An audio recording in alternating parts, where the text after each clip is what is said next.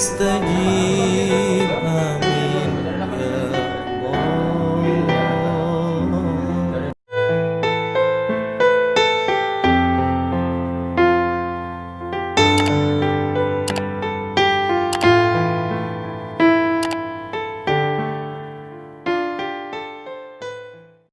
Tawadhu itu ekspresinya macam-macam.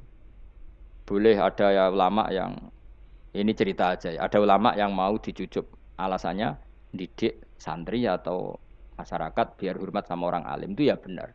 Ada ulama yang nggak kerso dicucup, alasannya saya sendiri untuk melawan ujub saya, keangkuhan saya, kesombongan saya. Ini namanya istihad. Boleh, bebas, orang boleh. Kenapa? Istihad. Abdullah bin Mas'ud itu nggak seneng punya santri nderekno dia. Karena kata beliau, dilatan ditabe wa fitnatan lil mabuk. Yang nderekno itu hina, dia khawatir kumo luhur apa? Kiai kalau kelamaan di derekno itu kan kumo luhur. Kadang gawa rokok era gelem, ono sing gawakno. Bahkan nyumet era gelem ono sing nyumet. Padahal kok film geng Cina wae. Geng Cina kan padha kan. Paham? Kadang kiai ini bangga, wong kok geng Cina kok apa? Tapi banyak juga ulama yang mau biar gue iling-ilingan di enggak apa-apa, semua itu istihad. Kenapa semua itu enggak apa-apa kita. Makanya saya itu ya kadang salaman, kadang enggak. Karena istihad kita banyak. Uwais Al-Qarni itu enggak mau salaman. Bukan karena dia menolak salaman. Dia takut kalau ada tradisi begitu, orang dicucup-cucup terus sombong. Itu juga bahaya bagi yang dicucup.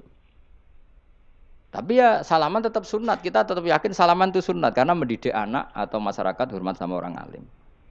Tapi kalau itu terlalu masif, nanti orang yang abal-abal menjadi keangkuhan. Delok wong sakmono aki nyucup aku kabeh. Keren gak?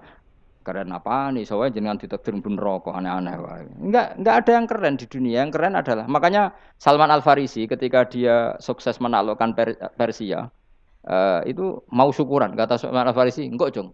Kalau saya nanti masuk surga, saya mau syukuran, tak undang sampean." Saya juga punya rencana syukuran di surga. Nanti tak undang sampean. Dan enak kan nggak usah biaya undang, pesta besar-besaran. Enak seneng dugem-dugem ini kan orang maksiat. Sekono go babonmu, widadarimu go. Piro kan widadari piro? 70. Piro Mas? Ki rencana piro Mas? Piro? Rukun 70 Mas. Nanti tak undang. Saya punya rencana, pokoknya sekali masuk surga syukuran besar-besar. Kayak tak undang ra ono berarti ning neraka.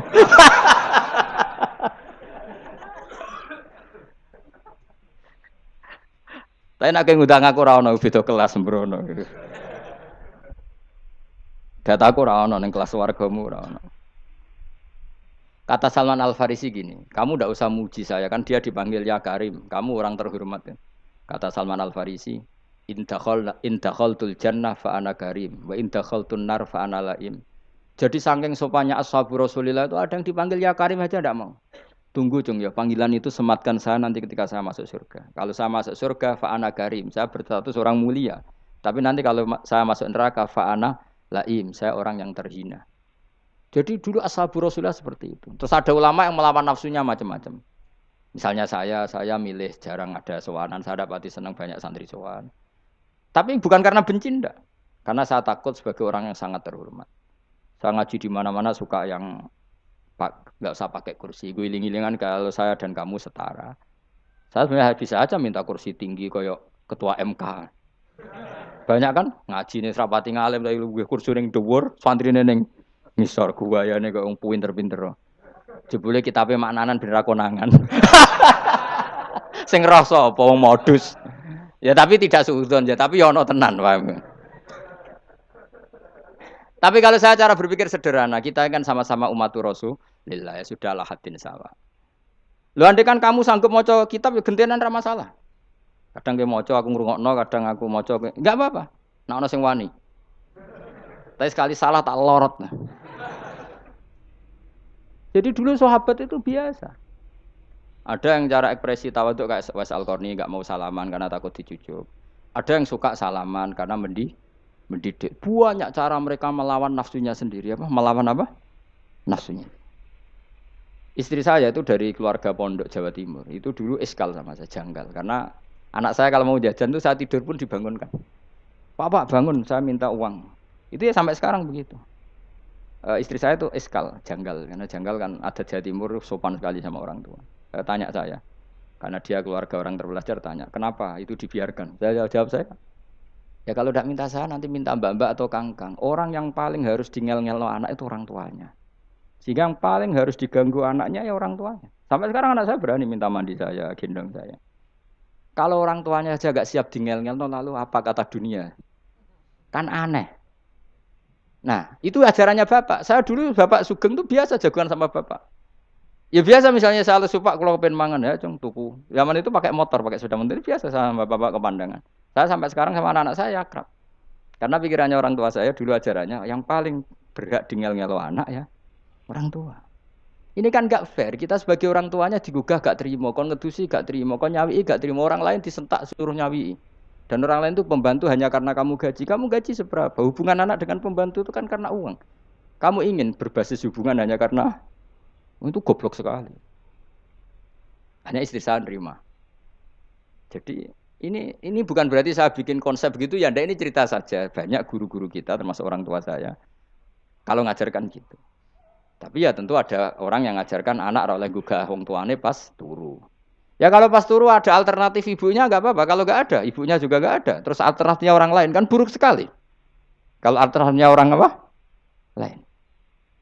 Tapi orang tua kita kadang kesuwen oleh didik adab berlebihan sampai anti ilmu. Ya itu tadi didik adab tapi anti.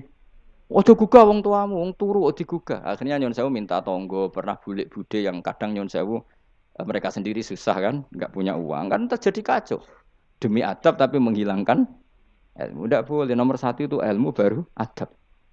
Coba orang paling berat dingel-ngelo anak harusnya siapa coba? Orang tua. Jadi mestinya pas keturu digugah ya santai wae. Ini sudah tepat. Nah kecuali ngelama, artinya ngelama itu sudah jajan minta lagi lah itu kan ada ukurannya. Tentu ada apa? Ukurannya. Tapi kalau fi awali marroh jajan hari pertama di hari itu memang jajan pertama kan nggak dolim. Kecuali minta yang ketiga keempat lah itu baru mungkin salah. Akhirnya istri saya nerima konsep ala saya ya sekarang ya menerima. Sampai sekarang saya biasa misalnya habis ngajar dari Sarang atau ngajar dari Kudus baru datang anak saya rewel minta jalan-jalan ya saya turutin. Karena menurut saya yang paling harus kangelan demi anak adalah orang tuanya, bukan orang lain. Padahal saya punya santri loh. Kalau mau keren-kerenan saya punya semuanya. Tapi itu kan gak hukumnya Allah. Keren itu kan hukumnya manusia. Di santri terus dia ini berhak ngongkon. Ini kan hukumnya manusia. Hukumnya Allah ya gak ada. Hukumnya Allah ya wong tua, be anak-anak be wong tua. Hukum liyane gaweane manusia. Sing penting ku anfusakum wa ahlikum. Nah, ora ono santri kaum barang ora ono. Gaya-gayanane mubalek ini umat saya terus dihitungi. Ku apa-apaanan. Enggak ada dalam Quran yang ada ku anfusakum wa ahlikum nar. Jadi yang penting hubungan orang tua anak. Baru orang lain itu wa ila adin akhahum huda. Ya itu yang kedua ketiga. Tapi ilmu ini sudah banyak yang hilang. Makanya banyak mubalek ngamuk anak. Bocah ra sopan, aku nang jopo ning tinti wong wedi aku. Anakku dhewe ra sopan. Lah bapak dhewe ra sopan ya. Karena mendahulukan orang lain ngalahkan anak. Ketika anak ra sopan dekne gremeng apa? Memangnya dia sopan cara hukumnya Allah dan Rasul. Ketika mendahulukan orang lain itu dalam status hukum Allah dan Rasul dia sudah tidak sopan. Ada dosen ngajar mahasiswanya dengan segala artikulasi terbaik, kemampuan bareng rangno anaknya sampai rasa-rasen. Ya gitulah baca sendiri di buku. Ya gitu. Karena di kampus dapat gaji, nambe anaknya ra entuk gaji. Banyak orang mulang ngarepe wong akeh iso tenanan, mulang anaknya ra tenanan. Mergo nak mulang wong akeh diapresiasi, nak mulang anaknya kadang tinggal dolanan kadang.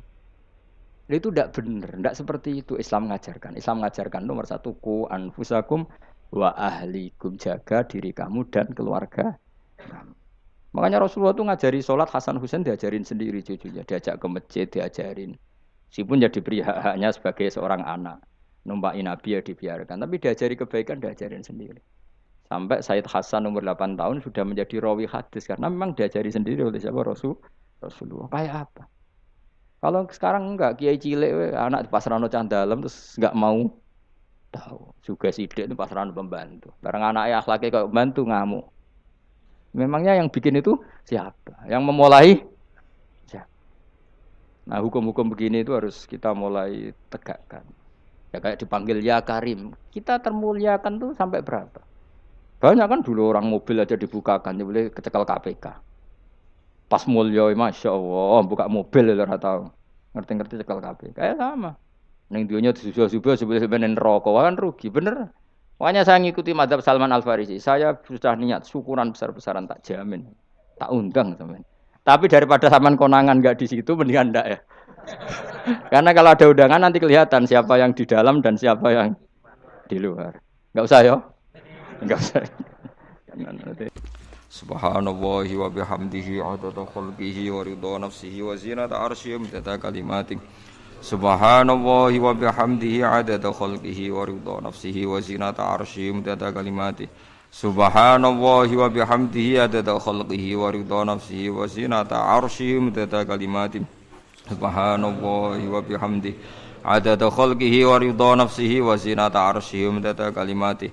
Subhanallahi wa bihamdihi adada khalqihi wa ridha nafsihi wa zinata arsyihi wa kalimatih. Subhanallahi wa bihamdihi adada khalqihi wa ridha nafsihi wa zinata arsyihi wa kalimatih. Subhanallahi wa bihamdihi adada khalqihi wa ridha nafsihi wa zinata arsyihi wa kalimatih.